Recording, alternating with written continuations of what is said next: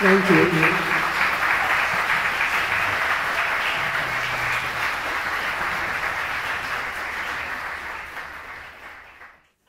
I realized I was having this, and I've always been a very passionate person, much to my mother's chagrin over the years. Even as a young child, I had a hard time reining it in. And so I realized, as I was started to prepare my talk, that the real title for my talk is Passion and Expression. Passion is the creative energy of spirit, which flows in and through all of life. There it is. And should be embraced. Passion, expressing as sacred sexuality, is a practice of mindfulness, and as well as an action of creation. In The Science of Mind, Ernest Holmes explains, Spirit has imparted our life to us, placing no limitation or condition that would restrict us, other than this. Our life must be lived constructively, in unity and love and sympathy with everything around us, if we expect to live it to the fullest. I believe that every person is born to be creative, to live life to the fullest, and to be happy, prosperous, and whole. Although Home Office had suggested sacred sexuality as today's talk title, as I prepared, I realized I needed to start with passion, because over the years I have come to realize and believe that passion moves all things from the formless into creation. Sacred sexuality is simply one way in which we express passion. This is not to discount the connection, joy, and pleasure of sacred sexuality, but it is my attempt to weave them together as they have and have not shown up in my own life, and as I have watched the dialogue about both change over time. The term passion has and can be defined in many ways. These are some of my favorites. A strong feeling or emotion, a feeling of strong sexual desire, the trait of being intensely emotional, any object of warm affection or devotion, something that is desired intensely, an irrational or irresistible motive for a belief or an action. I don't know if any of you can relate to any of these definitions, but I know I can. Reading these definitions and thinking back over the years, I realized that for many of those years, I was unable to recognize or fully own my passions. And in talking to other women, I know I wasn't alone. Also, I have been blessed to have men in my life who have embraced and shared their own journeys in learning about themselves and owning and expressing their passions. I don't know about you, but growing up, there was not any discussion about sexuality in my home, and definitely no discussion about passion of any kind. In the 5th or 6th grade, we had a girls-only presentation on our changing bodies and our reproductive capabilities. There was no discussion of birth control. It was assumed that once properly wed, our role as females would be to reproduce. However, the male role in this endeavor wasn't exactly clear, and the point of view, such as it was definitely heterosexual. If this sounds a little clinical and vague, that's because it was. There was also no discussion of passion, pleasure, or emotions, or any sense of the celebration for this wondrous ability women have to create and bring into being another human. Instead, it was presented behind closed doors with the drapes drawn, and we received strict instructions not to discuss it with the boys. I still remember leaving that presentation feeling slightly confused and with a vague sense of shame. Maybe because of all the secretiveness of that presentation. I don't recall discussing it with my friends who were in the room with me, and since we had been told not to discuss it with the boys, this excluded my brothers and my male cousins, who were my peers and usually my confidants. Later, in junior high and high school, I had friends that had older sisters, and they were a wealth of information. Although, as I soon learned, not all of it was very accurate. I am absolutely delighted that in today's world, this sounds more than a little archaic. Even my 6-year-old granddaughter, who is excitedly awaiting a new baby brother, knows much more about sexuality than I did when I walked out of that meeting years ago. There is no sense of shame surrounding this knowledge. She simply learned this information from her parents in the course of their family life.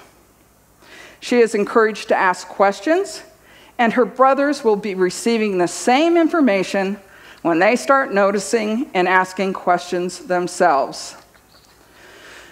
There is already some understanding that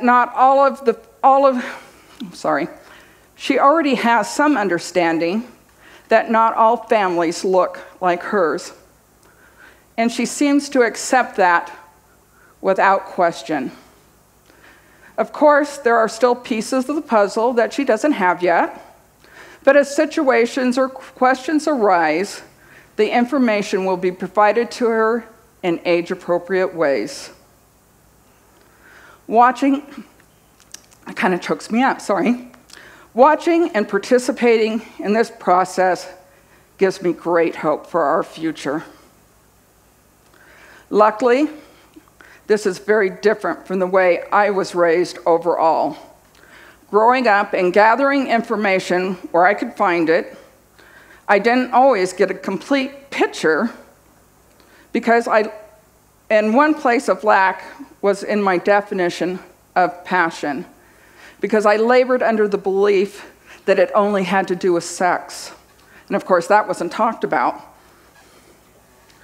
When I look back at that notion, it is a little crazy because I was coming of age in a passionate time in our history. By the time I entered junior high, the equal rights movement, the sexual revolution, the women's liberation movement, and the questioning of authority on every level was in full swing. There were demonstrations and riots. There were love-ins and Woodstock. It was a time of heightened passion and change, and I had a front row seat. At the time, I was a little young still, and I thought about this, quite protected by my family from all that was happening. So I didn't recognize or understand the passion behind and expressing through these events. It wasn't until much later in life that I got a much broader definition, thanks to my hairdresser I had at the time. Since he wasn't shy about sharing his journey with passion. I loved my appointments with him because he was funny and always so excited to share what he was learning and how he was perfecting his craft of being a hairdresser and competitions he was taking part in.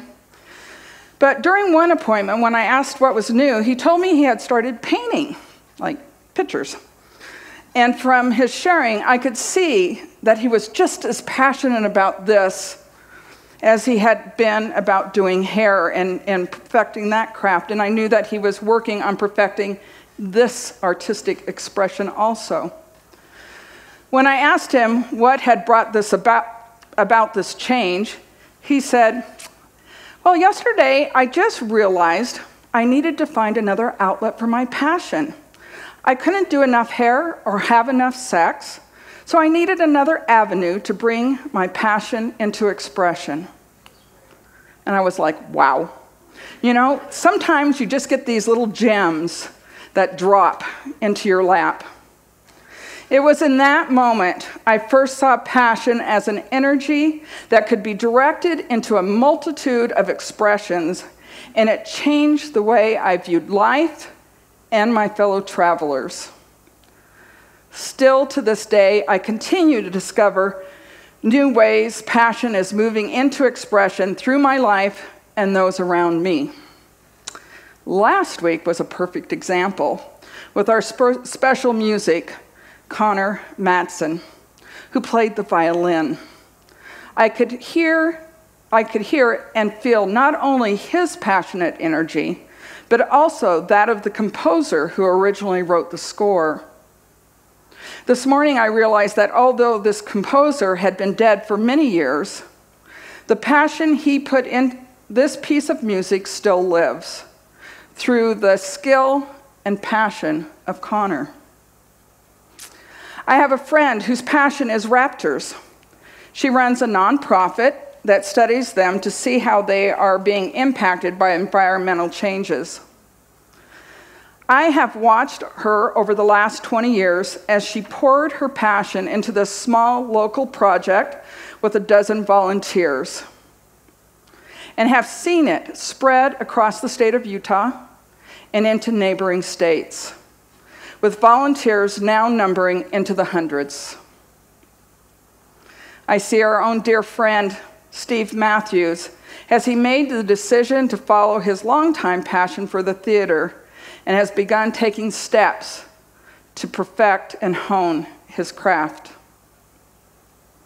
I also see the passion for this philosophy and this center in our many volunteers and members who have and continue to selflessly serve and support this community. Wayne Dyer tells us, strong emotions, such as passion and bliss, are indications that you are connected to spirit or inspired, if you will. When you're inspired, you activate dormant forces, and the abundance you seek in any form comes streaming into your life.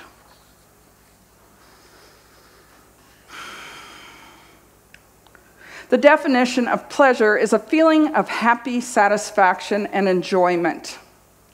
Our world has had an unhealthy relationship with the idea of pleasure, causing us to both repress our natural pleasure and seek it out, causing feelings of shame and guilt. Instead of staying in that cycle, we can free ourselves through allowing ourselves to feel our pleasure. This philosophy teaches that everything is an aspect of spirit. We know that we are expressions of spirit, which includes our bodies and our desires. If the body is perfect the way it is, as Linda pointed out last week, then its ability to feel pleasure and desire is part of spirit too. Therefore, this passionate expression cannot be bad, but rather something to be celebrated and embraced. Sexual energy is focused life force energy, and it is a wonderful way to feel fully alive and embrace our creativity. Anytime we allow our passion to flow into expression, we are tapping into the energy of creation and potentiality. We are like batteries, which we just experienced, able to charge up and store our own energy. Years ago, while learning how to write a 5-step affirmative prayer, I also learned that although the steps and the language used in an affirmative prayer are important in helping us change our thinking and gaining clarity about our true heart's desire, they are meant to work together to ignite the fire or passion which moves that desire into expression. This is why I have a love-hate relationship with affirmations, as I've mentioned previously, probably several times. If they are not written or used in a way that stirs our passion, then they are not serving the purpose for which they were created. In The Science of Mind, Ernest Holmes tells us, the criterion for any person as to what is right or wrong for them is not to be found in some other person's judgment. The criterion is, does the thing I wish to do express more life, more happiness, more peace to myself, and at the same time harm no other? If it does, it is right. It is not selfish.